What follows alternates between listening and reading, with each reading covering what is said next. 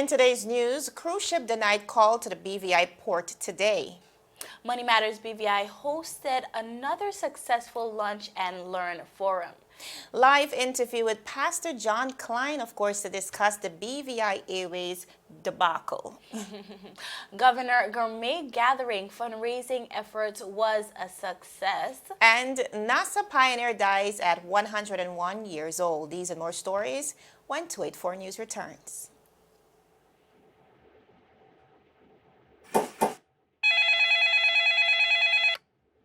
Hello, good afternoon. Thank you for calling CCT. Trumpet speaking. How can I help? Well, so February is the month of love. Yes, and we all love data. And because we love you so much, yes, we decided to give double data. But wait, let me slow it down for you. Follow my voice. Activate any hero plan, double data. Activate any 2 gig plan, double data. It don't stop there. Pay your bill before February 12th and have a chance to win a lunch or dinner for 2. Yes, I said it. For 2. Double the data and double the fun when you fall in love with our deals for the month of February. Activate a hero plan or 2 gigabyte data plan and get double data. That's enough for you and your boo or your crew. And don't miss out on the chance to win lunch or dinner for 2 if you pay your bill before February 12th. Activate any hero plan or 2 gigabyte data plan. Come enjoy the month of love on us. Thank you for calling CCT. Have a blessed day.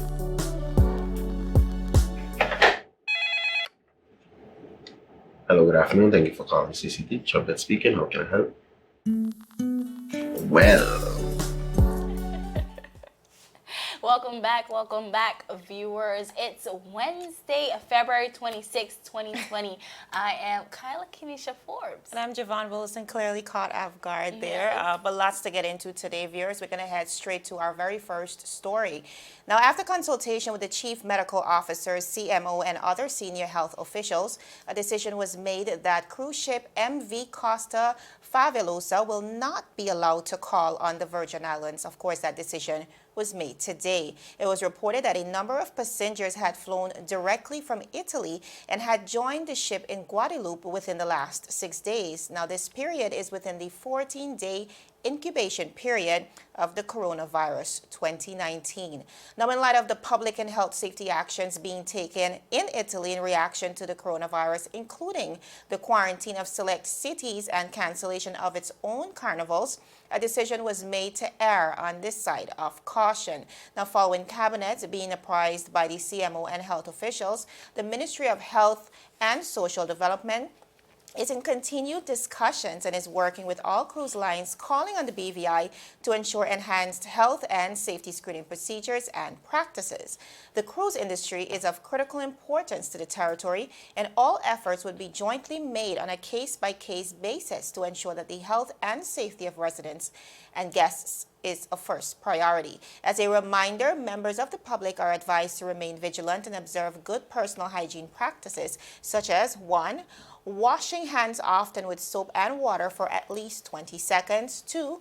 Avoiding the touch of the eyes, nose, and mouth with unwashed hands. 3. Avoid close contact with people who are sick. And 4. Remain at home if you are ill. The government of the Virgin Islands wishes to reassure the public that it remains vigilant in ensuring that the safety and health of the people of the Virgin Islands and its visitors are foremost in the decision-making process. So, Kyla, we see for the first hearing, the British Virgin Islands, since of course, the revelation of the recent sting of coronavirus, of course, that begun in China, the government really taking to the forefront and being precautionary in some way, making sure that protocols are followed and ensuring that the health of, like they said the residents and the visitors in the British Virgin Islands are a first priority. I know Italy is one of those regions that has, seen quite a number of cases with the coronavirus. And, in light of the fact that we had visitors on this cruise flying directly from Italy to Guadeloupe to join this cruise, I think should be of major concern. I'm very happy and proud to see that the government is doing what they need to do. We do remember probably about a few weeks ago, we had a scare when the Aida Perla was in the dock. Yes. And, the people of the Virgin Islands was going a bit frenzy, but we see here that our government is keeping a watch on this Yes. and keeping a watch at our borders. So that is comforting. Yes. Yes.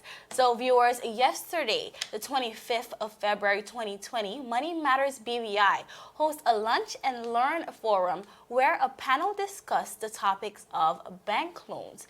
Now, viewers, it doesn't sound too sexy, but the panel include representatives from the National Bank of the Virgin Islands, Scotia Bank, VP Bank, and Banco Popular. Now, Javon, this panel discussed the ins and outs of bank loan, from mortgages, corporate, private, consolidated loans. We saw all of it. Here we have a clip from the forum yesterday, and a local banker, Darren Vanterpool, he spoke to local and young entrepreneurs, and people found that very interesting. So viewers, we want to give you a look at that. So let's take a watch at this video. My question is, what does the bank have in place for young entrepreneurs? Obviously, we're not, I don't want to call anybody name, but we're not rich. But we have ideas that, in starting businesses. How does the bank encourage us, the young entrepreneurs, to be able to come to you guys and get a start?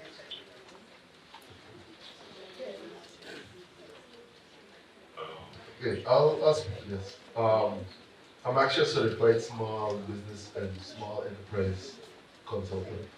I'm not allowed to do that because I'm a banker, because I'll be a conflict of interest, right? But since I'm off the clock, I can give you. I'll give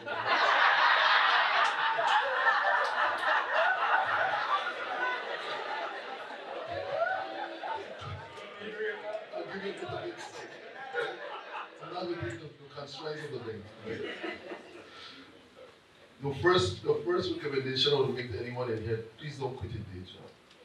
We have persons that would drop everything and say, this is what I'm going to do, and this is where I'm going. Forget about the day job. When you approach the bank, we want to know that you have a fallback position.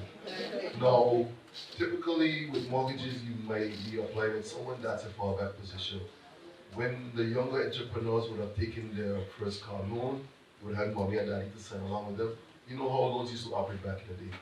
Nowadays, that fallback position for small business startups is generally your primary mode of employment. Get the business off the ground and make sure it's running profitably. Keep your books. Trust me, this is the most crucial part of it. This is where everybody drops the ball. They sell, produce, and have nothing to account for it. And then they approach the bank and say, here's my bank statement. And the bank is not going to then go through your bank statement and see what's like phone bill, school fee, take up all that stuff. Okay, this is actually for the business. The bank is not going to make that separation for you.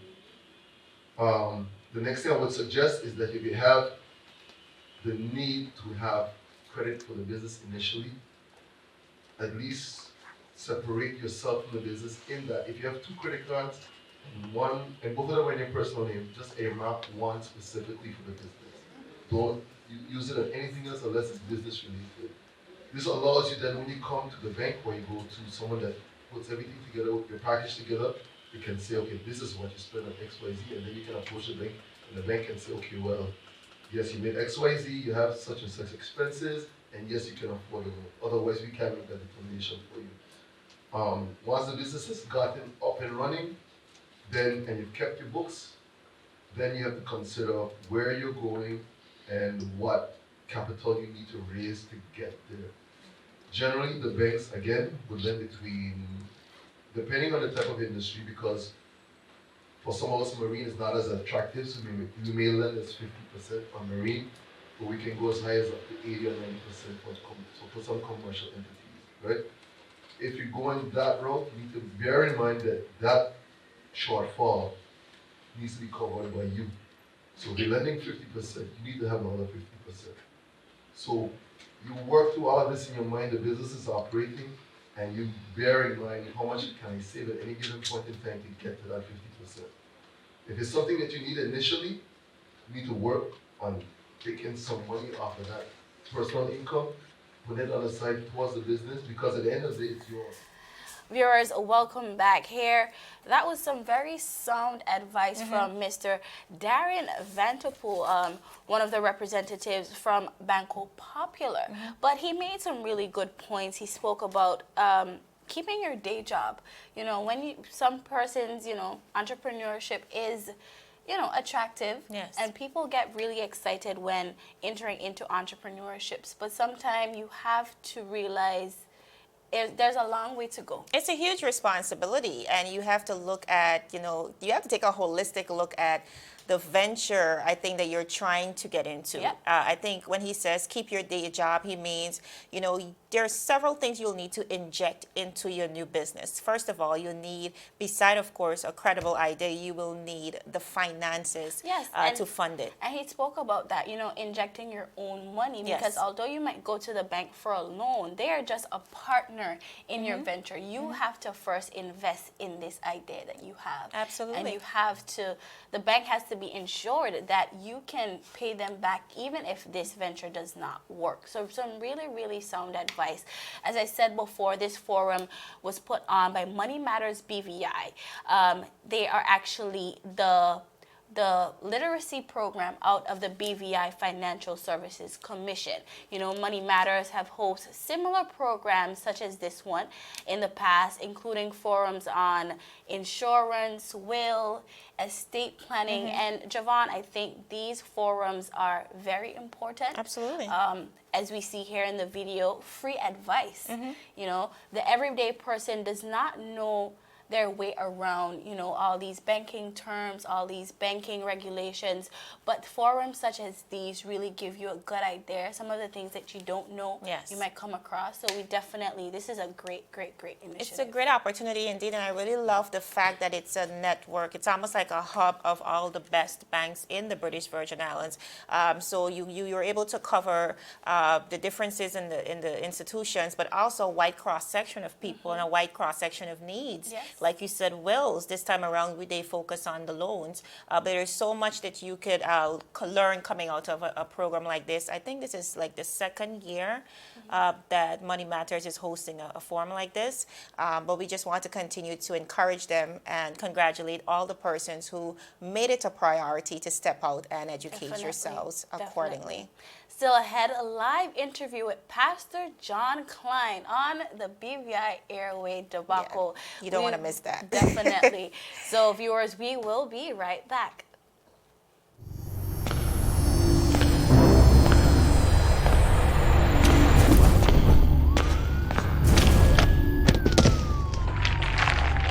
What are you really running for, boss?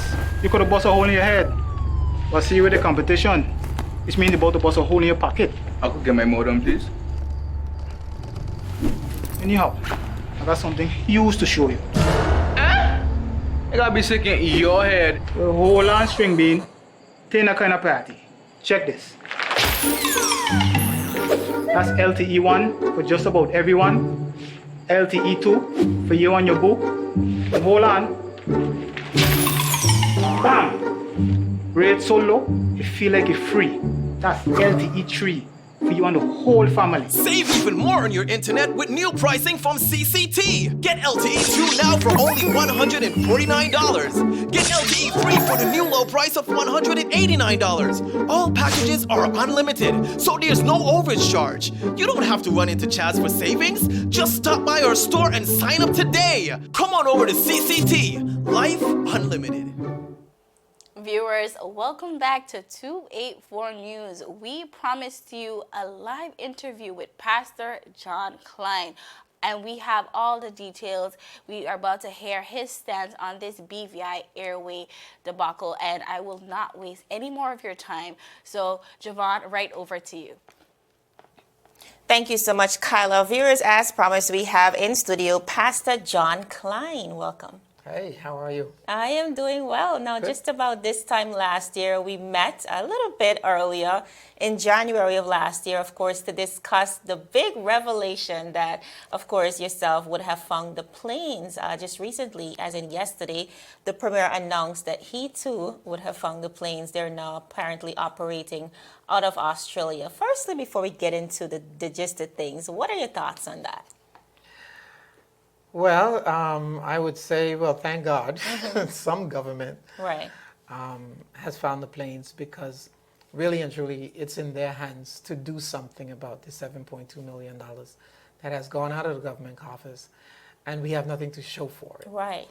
So the previous government seemed to have had a challenge with locating these planes Right. when, as you've said, Was that really a challenge, though? How easy was it for you to do so? it wasn't easy at all. I mean, it wasn't hard, difficult at all. Without the connections that we had, doing our own little investigations, it was a call mostly to Puerto Rico. Right. And then they tracked them using the number on the back of the tail or Right. whatever it was. Because those numbers traditionally, they don't change. Right. So they can track them and see where they are. So that So was not pretty difficult. easy. Pretty easy. All right. Do you think that, I'm going to just get straight to the point here. Do you think that the government of the day, or let's look at the previous government, do you think they were duped based on this contract? Because when you look at the fine print, there wasn't anything much to protect the BVI government on this investment when you really examine the contents of the contract. Do you think there is any way for us to recover that money, realistically speaking? I certainly hope so. In terms of being duped, sometimes, you know, it baffles you to know that you have intelligent people sitting in a room, Right. and the due diligence would have been done, and as to whether or not these persons that they enter into this contractual agreement with had the ability to deliver. Right. I mean, if I am doing a contract with the government, they want good standing from me, from FSC, Yes. from Inland Revenue, from Social Security, from everybody. So the same protocol should have been followed. I'm not going anywhere, and I have to adhere to, you know, certain Right. protocols. So these persons, I believe, should have been doubly so, Yes. because you don't know them. So hopefully they have a leg to stand on. Apparently, you know, the lawyer who brought them he's named in part of this this suit. Debacle, I like to call it. Yeah, the box. Just to piggyback on that a little bit, Mr. Lester Hyman, of course, for those of you who do not know, he was hired as the U.S. legal counsel to the British Virgin Islands. He was actually the person who introduced the government of the Virgin Islands to the BVA company that we're looking at right now. Had you been the premier, would you be suing him right now as well? Oh, absolutely. Yeah. Absolutely. Because we have to, I think as the Premier said, get to the root as to what happened to the 7 million. Who Yes. benefited from it? It didn't just go into money heaven. Right. Right? And then you didn't say you're going to sell the planes and then return the money. Right. You sold the planes. So you got the money that the BVI government gave to you. And then you turn around and sold the planes. You got the money again for the planes. Come on, somebody's Resold. double dipping here. Yeah, absolutely. All right. In closing, I know over the last few years, the Brathwaites, that name has come up several times. Do you think that, you know, in review of everything, in consideration of everything, that at that point in time, especially since the Brathwaites were making a proposal to, of course, accommodate flights between the British Virgin Islands and the United States of America, more definitely Miami, do you think that more consideration should have been given to them instead of us basically importing a group of individuals who may have duped the government? Absolutely. I believe that we as a country need to give more earnest attention to empowering our local people Absolutely. to expand and build businesses. Being a businessman myself, it would have, been a hard thing to swallow. That here I am providing a service. I'm not running anywhere. Yes. Why not invest in your own? Right. So definitely the former government made a blunder in going elsewhere, finding people they don't know, giving them money that at the time we could not even afford, but we know that the service would be valuable. To end up in this situation, now it's going to cost us even more Right. To because of recover. legal fees, that it needs. So it's just a mess, and I hope that indeed it gets sorted. As usual, it's always a pleasure hosting you. Thank you so much for joining us. Thank you for having me. All right, that was Pastor John Klein, of course, on the BVI Airways planes that were just found. Thank you so much. Back to you, Kyla. Javon, thank you. Yet another amazing interview with Pastor Klein. But viewers, we have so much more for you. Still ahead, NASA pioneer Katherine Johnson dies at 101 years old, and Governor's Gourmet Gathering a total success. All these and more when 284 News returns. Is business slow? Cash flow down? Hosting an upcoming event? We can help. Advertise with 284 Media and take your business or event to the next level by enhancing your present marketing and messaging strategies. Allow our team of experts to create a personalized ad that sets your business apart from all the rest. This could be your business or event. So, what are you waiting for? Contact our marketing team at 284media@cctbvi.com. Advertising with us works. When you need to stay connected with friends and families at home or abroad, the best choice for you is Freedom. CCT Freedom. With the lowest rates in the market, our Freedom plan gives you unlimited calls and texting. Plus, our Freedom One package includes 10 gigabits of super fast unlimited LTE data and unlimited calls to the BVI, USA, USVI, Canada, Puerto Rico, and UK lines. Why pay for overages when you can enjoy CCT Freedom? Stop by at one of our stores today and speak with one of our representatives to find out more about our CCT Freedom packages.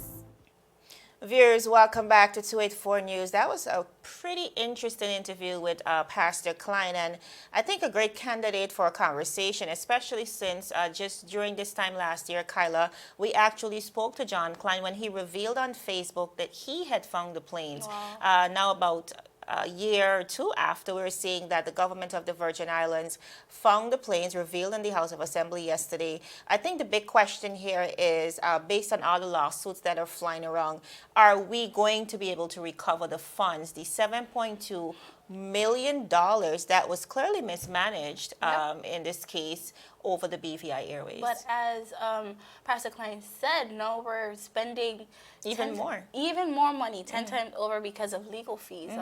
It's really sad to see. It's crazy even to see how this situation have gone. And it really speaks to quite a number of things, but two things I'd like to highlight here is the discrepancies in the contracts. Are we really reading our fine prints? You know, what was there to protect the government of the Virgin Islands in this situation? Clearly, nothing much, so we're still hoping and praying that those monies can be recovered. But secondly, we have to look at the importance of doing things like financial audits.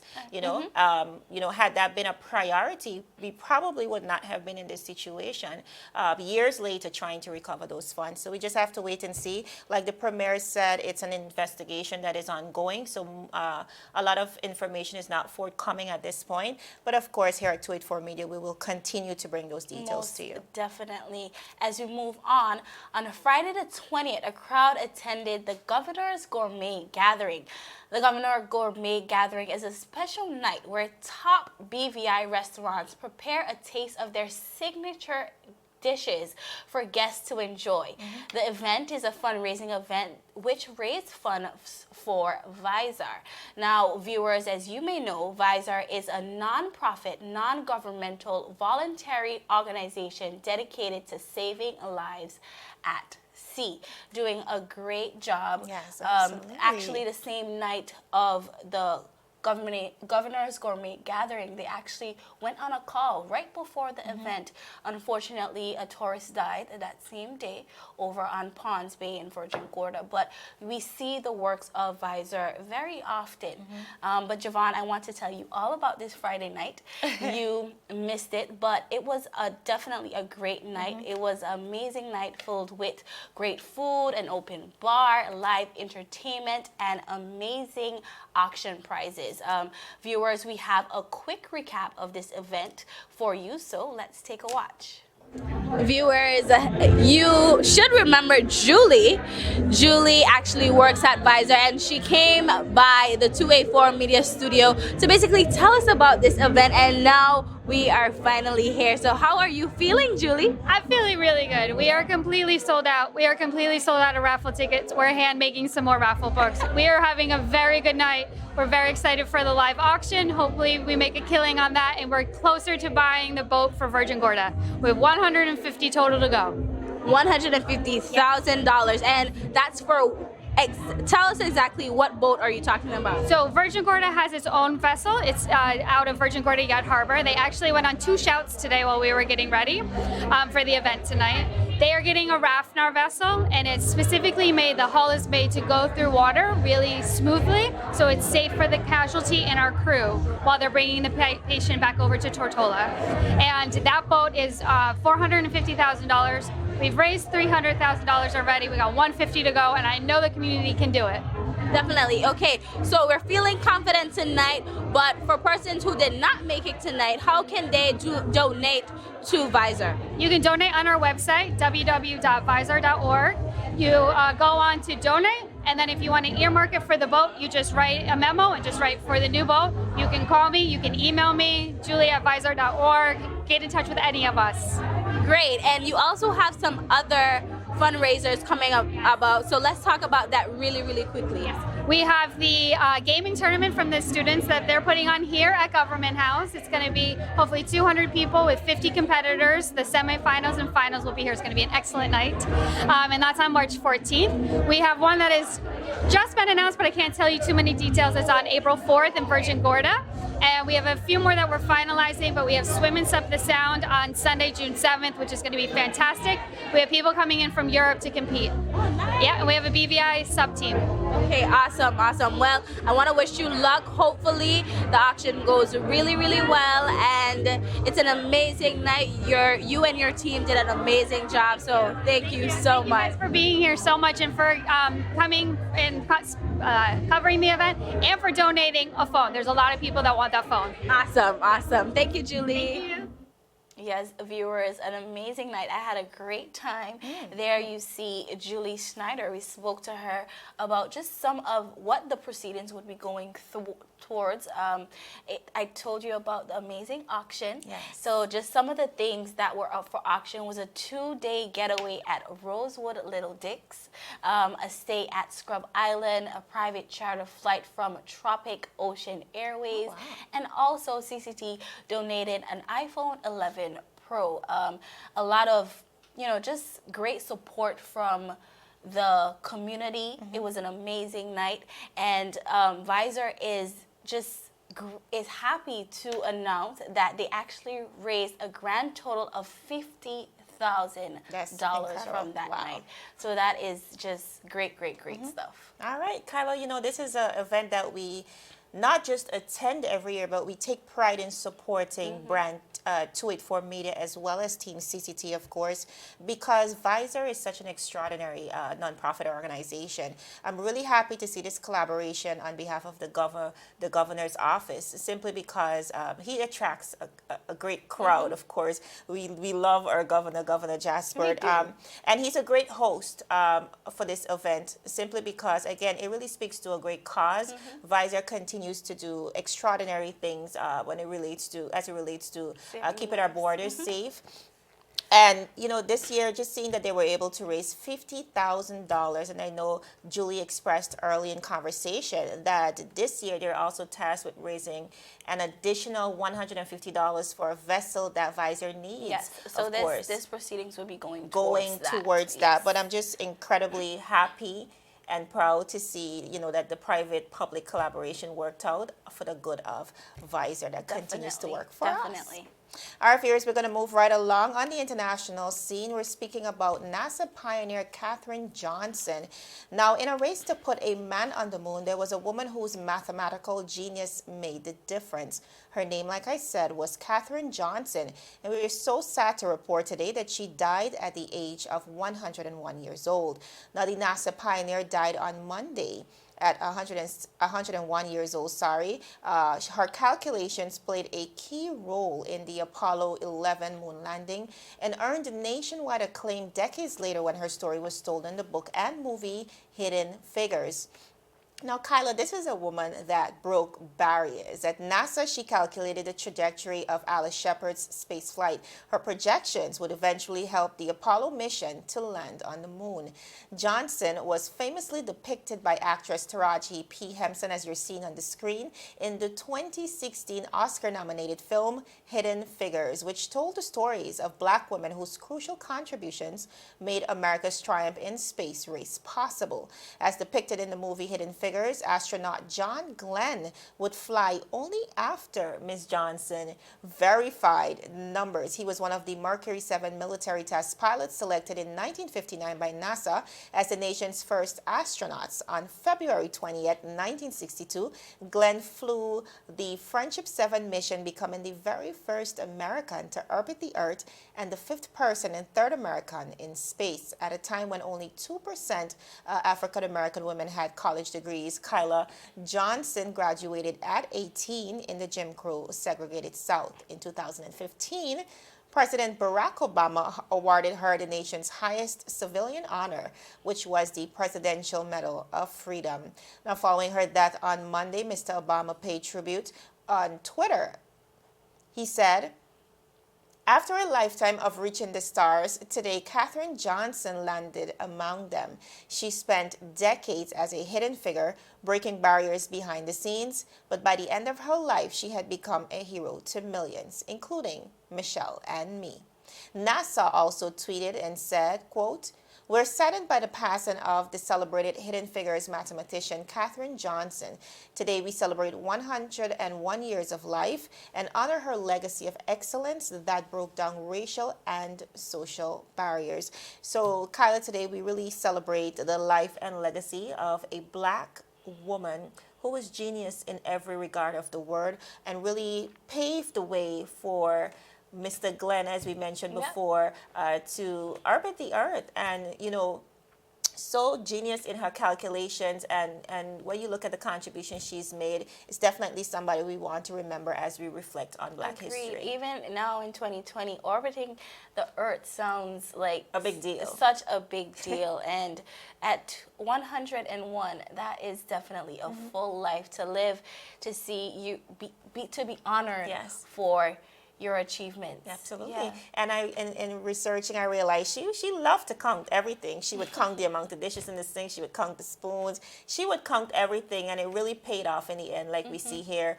at just 18 years old, being within the 2% of Black American women who had a degree. Yes, 2%. Major, major deal. So again, we continue to love and honor her legacy here at 284 Media. Viewers, that is it for today's news roundup. Be sure to like us on Facebook at 284 Media and 284 BVI on Instagram as well as Twitter. Of course, you can join us on 284media.com for our written articles as well. I'm Javon Wilson. And I'm Kyla Kenesha Forbes. We'll see you again tomorrow as we deliver your daily dose of local, regional, and international content. 284 News, your source for honest and impartial news, right here on 284 Media. Have a happy Wednesday. Bye.